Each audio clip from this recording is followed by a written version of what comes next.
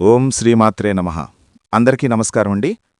వృశ్చిక రాశివారు ఈ సమయంలో పొరపాటున కూడా ఈ 3 ప్రాంతాలకు మీరు అస్సలు వెళ్ళకండి. ఎందుకంటే మీరు ఈ 3 ప్రాంతాలకు వెళితే గనక మీకైతే పెను ప్రమాదం పొంచి ఉంది. మీరు పొరపాటున కూడా ఈ 3 ప్రాంతాలకు వెళ్లారు అంటే మాత్రం మీరు మీ జీవితంలో చాలా అంటే చాలా నష్టపోతారు. కాబట్టి ఈరోజే జాగ్రత్త పడండి. ఈ వీడియో చూసే ముందు ఓం శ్రీమాత్రే నమః అని కామెంట్ చేయండి. అయితే మరి వృశ్చికరాశి జాతకులు ఈ సమయంలో ఎలాంటి ప్రదేశాలకు, ప్రాంతాలకు వెళ్లకూడదు, అసలు ఎందుకు వెళ్లకూడదు అనేటటువంటి పూర్తి విషయాలను ఇప్పుడు మనం ఈ వీడియోలో వివరంగా తెలుసుకుందాం. కాబట్టి ముఖ్యంగా వృశ్చికరాశిలో పుట్టినవాళ్లు ఎంతటి ముఖ్యమైన పనుల్లో ఉన్నా సరే, ఈ భూమండలంలో ఎక్కడున్నా సరే, ముఖ్యంగా మీరు చేస్తున్న అతి ముఖ్యమైన పనులు ఉన్నా సరే, వాటన్నింటినీ పక్కన పెట్టేసి ఒక్కరే ఒంటరిగా ఈ వీడియోని ఎక్కడా కూడా స్కిప్ చేయకుండా చివరి వరకు పూర్తిగా చూడండి. అప్పుడే మీరు ఈ సమయంలో ఏ ప్రాంతాలకు వెళ్లకూడదు అనేటటువంటి పూర్తి విషయాలు మీకు వివరంగా పూర్తిగా అర్థమవుతుంది. వీడియోకైతే ఒక చిన్న లైక్ ఇవ్వటం వలన మరికొంతమంది ఈ రాశివారికి ఈ వీడియో అనేది రీచ్ అవుతుంది. అంతేకాకుండా మాకు కూడా కొంచెం మోటివేషనల్గా కూడా ఉంటుంది. ఇక వివరాల్లోకి వెళితే గనక ముఖ్యంగా ఈ వృశ్చిక రాశివారి యొక్క మనస్తత్వం, వ్యక్తిత్వం, వీరి యొక్క ఆలోచనా విధానం ఏ విధంగా ఉంటుంది అంటే, ఈ వృశ్చిక రాశివారు ఎప్పుడూ కూడా మంచి మనసున్న వ్యక్తులు. వీరు చాలా సునీత స్వభావులు. అంటే ఒక్క మాట ఎవరన్నా కూడా వీరు మనసు నొచ్చుకుంటారు. అదేవిధంగా ఈ వృశ్చిక రాశివారు కూడా ఎదుటివారు నొచ్చుకునే విధంగా, వారు బాధపడే విధంగా అస్సలు ఎదుటివారితో మాట్లాడరు. చాలా సౌమ్యంగా, చాలా మాటగారితనంతో, చాలా చక్కగా ఎదుటివారు ఆనందపడేలా, సంతోషపడేలా తమ మాటల చాతుర్యంతో ఎదుటివారిని ఇట్టే ఆకట్టుకుంటారు. ఈ వృశ్చిక రాశివారు తమ మాటలతో ఎదుటి వ్యక్తులను మంత్రముగ్ధులను చేస్తారు. ఆకర్షణీయమైన స్వభావం కారణంగా వీరు ఇతరులను సులభంగా ఆకర్షిస్తారు మరియు మెప్పిస్తారు.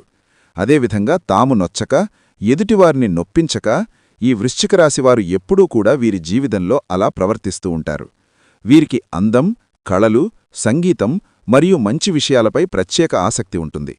వారి చుట్టూ ఉన్న ప్రపంచంలో సౌందర్యాన్ని ఆస్వాదించడానికి ఇష్టపడతారు. ఇక ఈ వృశ్చిక రాశివారు ఎప్పుడూ కూడా అందరూ బాగుండాలి, అందులో మేము, మా కుటుంబ సభ్యులు ఉండాలని ఎల్లప్పుడూ కోరుకుంటూ ఉంటారు. తమ ప్రియమైన వారి పట్ల చాలా ఆప్యాయత మరియు సున్నితత్వాన్ని ప్రదర్శిస్తారు. వారిని సుఖంగా ఉంచడానికి ఇష్టపడతారు. సంబంధాలలో కూడా వీరు భద్రత మరియు స్థిరత్వాన్ని కోరుకుంటారు.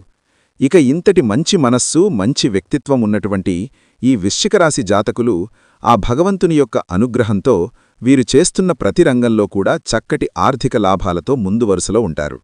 వృశ్చికరాశివారు చాలా భూమితత్వం కలిగి ఉంటారు. అందువల్ల వారు చాలా స్థిరంగా మరియు నమ్మదగినవారుగా ఉంటారు. వారు తమ నిర్ణయాలకు మరియు మాటలకు కట్టుబడి ఉంటారు. అంటే వీళ్లు చేసేటటువంటి వృత్తి, ఉద్యోగం, వ్యాపారం ఏ రంగంలో ఉన్నా సరే, ఆయా రంగాలలో ఈ వృశ్చిక రాశివారు చక్కగా తమ పనులను చేసుకుంటూ ఆర్థికపరంగా చాలా చక్కగా స్థిరపడతారు. వీరికి అపారమైన ఓర్పు ఉంటుంది. తొందరపడకుండా నెమ్మదిగా మరియు పద్ధతిగా పనులు పూర్తి చేస్తారు. తమ కుటుంబాన్ని కూడా ఎంతో చక్కగా చూసుకుంటూ ఉంటారు. ముఖ్యంగా వీరి యొక్క పిల్లల విషయంలో చూసుకుంటే వృశ్చిక రాశివారు తమ పిల్లలకు చక్కని చదువును అందిస్తారు. అదేవిధంగా తమ పిల్లలకు మంచి క్రమశిక్షణ నేర్పిస్తారు. అలాగే తమ కుటుంబ సభ్యులలో పెద్దవాళ్లను, అంటే వారి తల్లిదండ్రులు కానివ్వండి, అక్కలను కానివ్వండి, అన్నలను కానివ్వండి, అలాంటి పెద్దవాళ్లను ఈ వృశ్చిక రాశివారు చాలా గౌరవంగా చూసుకుంటారు. చాలా మర్యాదపూర్వకంగా వారితో మసలుకుంటారు. ఈ రాశివారికి కోపం చాలా అధికంగా ఉంటుంది. అయితే వచ్చిన కోపం ఎక్కువసేపు నిలవకపోయినా కూడా ఈ కోపం వల్ల అనేక రకాల సమస్యలను కొని తెచ్చుకుంటారు. చిక్కుల్లో పడే అవకాశం కూడా ఎక్కువగా ఉంటుంది. అంతేకాకుండా మీ జీవితంలో ఒడిదుడుకుల సమస్యలు కూడా ఎక్కువగానే ఉంటాయి. ఎన్ని ఒడిదుడుకులు, సమస్యలు ఉన్నప్పటికీ కూడా అధికంగా శ్రమపడి వీరి బాధ్యతలను సక్రమంగా నెరవేర్చి ఒక మంచి స్థాయికి చేరుకుంటారు. అనేక బాధ్యతలు వీరు నిర్వహించవలసిన పరిస్థితులు కూడా ఏర్పడతాయి. అయితే తమ బాధ్యతలు నెరవేర్చి ఒక మంచి స్థితికి చేరుకున్నా సరే, మళ్లీ తిరిగి వీరికి సమస్యలు వీరిని వెతుక్కుంటూ వస్తాయి. ఇలా అనేక రకాల సమస్యలను వీరు ఎదుర్కొంటారు. ఇక ఒక రకంగా చూసుకున్నట్లయితే ఈ రాశివారికి ఎటువంటి కష్టాలు ఉన్నాయని ప్రత్యేకించి చెప్పక్కర్లేదు. ఎందుకంటే మానవ జీవితంలో కష్టం వెనక సుఖం, అలాగే సుఖం వెనక కష్టం ఉంటుందని ప్రతి ఒక్కరూ అర్థం చేసుకోవాలి. అయితే మిగిలిన రాశులవారందరికంటే కూడా ఈ రాశివారికి కష్టాలు ఎక్కువనే చెప్పుకోవాలి. ఎందుకంటే వీరి జీవితాన్ని చూసుకున్నట్లయితే కొన్ని ముఖ్యమైన అంశాలలో అనేకసార్లు నిరాశకు గురైన సందర్భాలు కూడా ఉన్నాయి. అలాగే ఈ రాశివారు దయాగుణం, దానగుణం కూడా అధికంగా కలిగి ఉంటారు. ఈ కారణంగా ఎదుటివారు కష్టాల్లో ఉంటే చలించిపోయే మనస్తత్వాన్ని కలిగి ఉంటారు. ఇక వీరి దగ్గర సహాయం చేసే పరిస్థితి ఉన్నా లేకపోయినా ఎదుటివారు కష్టాల్లో ఉన్నామంటే మాత్రం ఖచ్చితంగా సహాయం చేస్తారు. అది ఆర్థికంగా కానీ మాట సాయం కానీ ఖచ్చితంగా ఎదుటివారు కష్టాల్లో ఉంటే ఆదుకోవడానికి ప్రయత్నిస్తారు. అయితే వీరు ఎదుటివారికి ఎంత సాయపడినప్పటికీ కూడా వీరికి అవసరమైనప్పుడు మాత్రం ఎదుటివారు సహాయపడడానికి అంతగా ముందుకురారు. ఈ అంశం వీరిని మానసికంగా బాధపడుతుంది. అయినా కూడా వీరు సహాయం చేసే గుణాన్ని వదులుకోరు. ఎదుటివారి చేతిలో ఎంత మోసపోయినా మళ్లీ తిరిగి వారినే నమ్ముతూ ఉంటారు. ఒక రకంగా ఈ రాశివారు మానసిక దృఢత్వాన్ని కలిగి ఉంటారని చెప్పాలి. ఈ విధంగా మీరు మీ ధైర్యాన్ని కోల్పోకుండా ఉంటే కష్టం వెనకాలే సుఖం వస్తుంది అన్న విషయాన్ని గ్రహించాలి. ఇక మీ కింద పనిచేసేవారు అలాగే మీతో పనిచేసినవారు పదోన్నతులు పొంది మంచి స్థాయికి ఎదిగి ఆర్థికంగా పురోగతి సాధించినా కూడా మేము సాధించలేకపోయామనే బాధ మీకు కలగకూడదు. మీరు ముఖ్యంగా గుర్తుపెట్టుకోవాల్సింది ఏంటంటే ప్రతి ఒక్కరి జీవితంలో కష్టాలు ఒకే రకంగా ఉండవు. ఒకరికి ఆర్థిక సమస్యలుండొచ్చు, ఒకరికి మానసిక సమస్యలుండొచ్చు, మరొకరికి కుటుంబ సమస్యలు, అలాగే మరికొందరికి వైవాహిక జీవితంలో సమస్యలుండొచ్చు. ఎవరికి ఏ సమస్య ఉందో మనం చెప్పలేం. కాబట్టి ఎదుటివారికి సమస్య లేదు అని మీరు ఎప్పుడూ అనుకోవద్దు. అలాగే అన్ని కష్టాలు నాకే వచ్చాయి అని మీరు కుంగిపోవద్దు. మానసిక ధైర్యాన్ని అధికంగా కలిగి ఉండాలి. ఈ విషయాన్ని మీరు గమనించి జీవితంలో ముందుకు సాగాలి. మానవ జీవితంలో కష్టసుఖాలు అనేవి సర్వసాధారణం. అయితే గతంలో మీరు పడిన కష్టాలకి ఇప్పుడు పరిష్కారమనేది లభించబోతోంది. శివయ్య అనుగ్రహంతో మీ ప్రతి సమస్యకి ఒక పరిష్కారం దొరుకుతుంది. ఇక ఈ రాశివారి జీవితంలో రాబోయే ప్రళయం ఏంటి అంటే మీరు ఒక సమస్యతో ఇబ్బంది పడబోతున్నారు. ఈ సమయంలో మీ భవిష్యత్తుకు సంబంధించి ఒక ముఖ్యమైన అంశంలో నిర్ణయం తీసుకోవలసి వస్తుంది. ఈ సందర్భంలో మీరు కొన్ని నిందలు, ఆరోపణలు ఎదుర్కోవలసి ఉంటుంది. అయితే ఈ రోజున మీరు ఎదుర్కోబోయే సమస్య ఏదైతే ఉందో అది మీ భవిష్యత్తుపైన తీవ్రమైన ప్రభావాన్ని చూపిస్తుంది. పొరపాటున మీరు తీసుకునే తొందరపాటు నిర్ణయం వల్ల మీపైన నేరారోపణ చేయబడుతుంది. కాబట్టి ఈ సమయంలో మీరు చాలా జాగ్రత్తగా ఉండాలి. వృశ్చిక రాశివారు, ఈ సమయంలో మీరు బయట వ్యక్తులతో కానీ ఇరుగుపొరుగువారితో కానీ దురుసుగా ప్రవర్తించటం వల్ల, దురుసుగా మాట్లాడటం వల్ల, కేవలం మీ తొందరపాటుతనం వల్ల మీరు అనేక రకాల నిందలు, ఆరోపణలు ఎదుర్కోవలసి వస్తుంది. ఇందుకోసం మీరు మాట్లాడే ప్రతి మాట కూడా ఆలోచించి ఆచితూచి మాట్లాడాలి. లేదంటే చిన్న అంశంలో గొడవ కూడా పెద్దగా అవడానికి దారితీసే అవకాశం ఉంటుంది. అందుకోసం మీరు ఈ అంశంలో జాగ్రత్తలు తీసుకోకపోతే మాత్రం భవిష్యత్తులో మీకిది ముఖ్యంగా గుర్తుండిపోయే అంశంగా మారిపోతుంది. అంతేకాదు మీరు జీవితంలో మరిచిపోలేని విధంగా ఈ అంశం మీపైన ప్రభావం చూపిస్తుంది.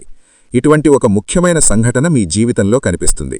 కాబట్టి ఈ సమయంలో మీరు జాగ్రత్తగా ఉండాలి. ఈ సమయంలో మీరు మౌనంగా ఉండడానికి ప్రయత్నించండి. అలాగే దురుసుగా ప్రవర్తించకండి. ఈ రాశివారికి కోపం అధికంగా ఉంటుంది. ఇక ఈ కోపం వెంటనే తగ్గిపోయినప్పటికీ కూడా మీరు అధికంగా కోపం ప్రదర్శించిన సమయంలో ఫలితాలు అనేవి మీకు వ్యతిరేకంగా రావచ్చు. అప్పటికే సమస్యలు మిమ్మల్ని చుట్టుముట్టివచ్చు. ఇక ముఖ్యంగా ఎటువంటి సమస్యల నుంచి బయటపడడానికి మీరు దురుసుతనం అలాగే కఠినంగా మాట్లాడే స్వభావాన్ని తగ్గించుకోవాలి. అది మీ కుటుంబంలోనైనా, ఇరుగుపొరుగు వారితోనైనా, స్నేహితులతోనైనా, పై అధికారులతోనైనా లేదా మీ ప్రేమైన వారితోనైనా మీరు సౌమ్యంగా మాట్లాడడానికి ప్రయత్నించాలి.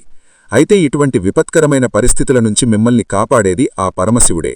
అందుకోసం మీరు ఆ పరమశివుడి యొక్క ధ్యానం చేయండి.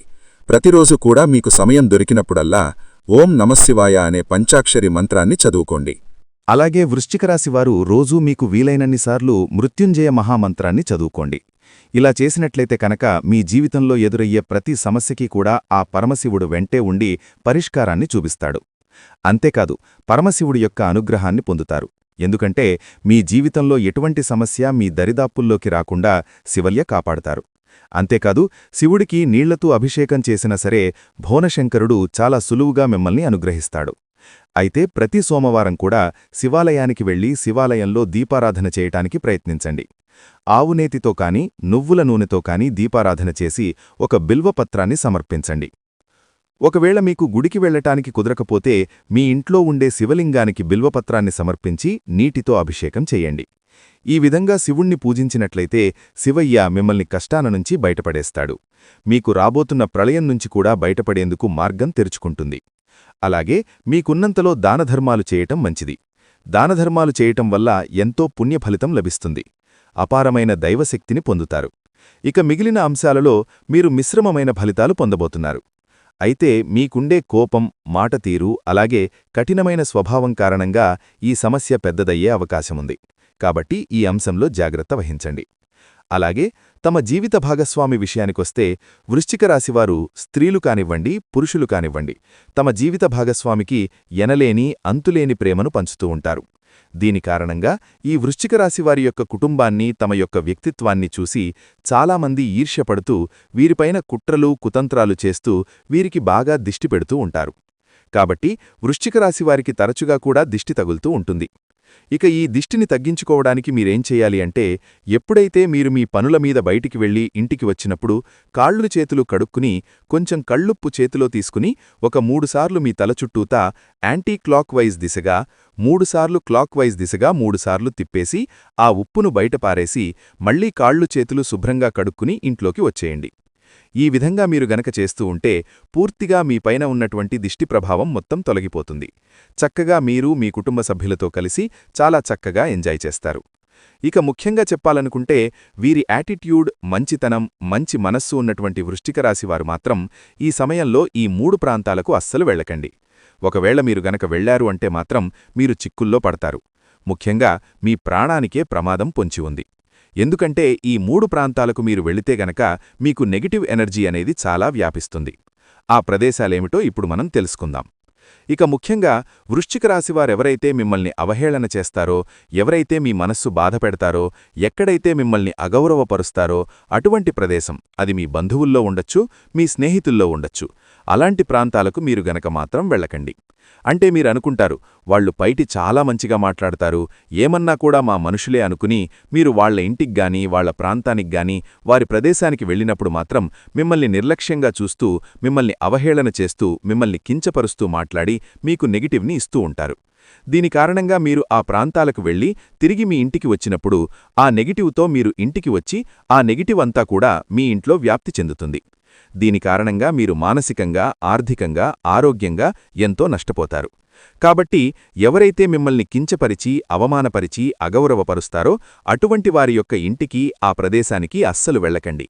ఇక రెండవ ప్రదేశం ఏమిటి అంటే గనక, ఎక్కడైతే మీకు తెలియని వ్యక్తులు ఉంటారో, అంటే మీకు పరిచయం లేని వ్యక్తులు ఉంటారో, ఒకసారి మనం అనుకుంటాం, ఈ ప్రాంతానికి మేము వెళ్లాలనుకుంటున్నాము, అక్కడ మేము కుటుంబ సభ్యులతో కలిసి ఎంజాయ్ చేయాలనుకుంటున్నాము అని.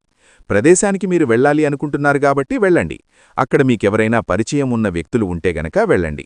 కానీ ఎవ్వరూ మీకు పరిచయం లేని వ్యక్తులు ఉంటే గనక అలాంటి ప్రదేశాలకు, విహారయాత్రలకు గాని, పుణ్యక్షేత్రాలకు గాని అలా వెళ్ళకండి. ఎవరో ఒకర్ని మీ వెంట తెలిసిన వ్యక్తిని తోడు తీసుకుని వెళ్ళండి. కాబట్టి ఈ తెలియని ప్రాంతాలకు మీరు ఈ సమయంలో మాత్రం అస్సలు వెళ్ళకండి అని చెప్పడంలో ఎటువంటి సందేహం లేదు.